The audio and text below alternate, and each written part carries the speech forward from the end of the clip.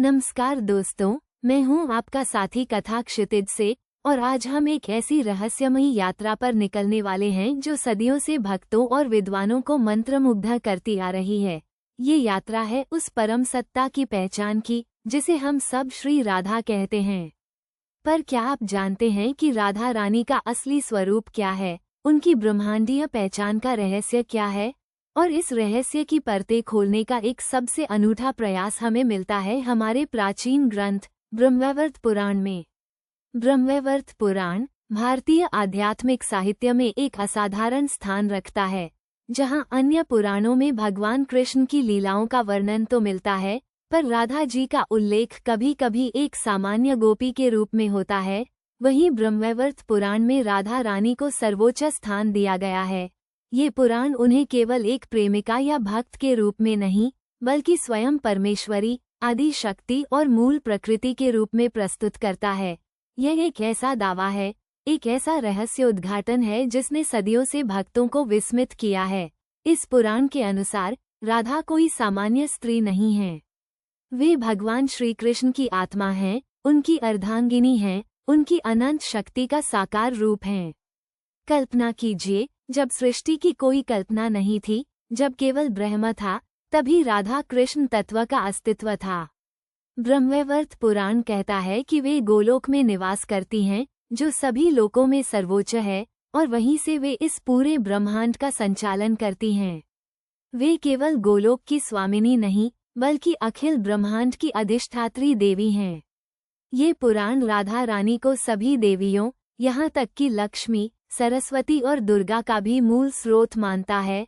उनका सौंदर्य, उनका प्रेम, उनकी करुणा, ये सब ब्रह्मांड की रचना, स्थिति और संहार का आधार हैं। उनके शरीर से ही सभी देवियां प्रकट हुई और उनके ही अंश से इस सृष्टि का हर कण बना। ये चित्रण अन्य वैष्णव ग्रंथों से इतना भिन्न है कि इसने राधा के स्वरूप को एक गहरे दार्शनिक और ब्रह्मांडीय आयाम में बदल दिया।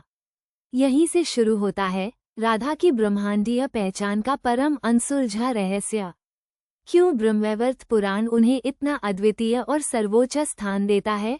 क्या ये केवल एक भावनात्मक भक्ति का प्रकटीकरण है, या इसके पीछे कोई गहरा आध्यात्मिक सत्य छिपा है जिसे बाकी ग्रंथ सूक्ष्म रूप से दर्शाते हैं? विद्वानों और भक्तों में इस पर अलग अलग मत हैं। कुछ इसे राधा की भक्ति के उत्कर्ष का परिणाम मानते हैं, जबकि अन्य इसे एक ऐसे रहस्य उद्घाटन के रूप में देखते हैं जो सीधे परम तत्व से आया है।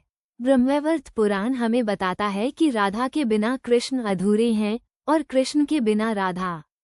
वे एक ही परम सत्य के दो अभिन्न पहलू हैं।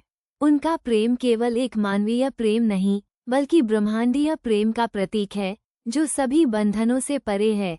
ये हमें सिखाता है कि शक्ति और शक्तिमान, प्रकृति और पुरुष कभी अलग नहीं हो सकते।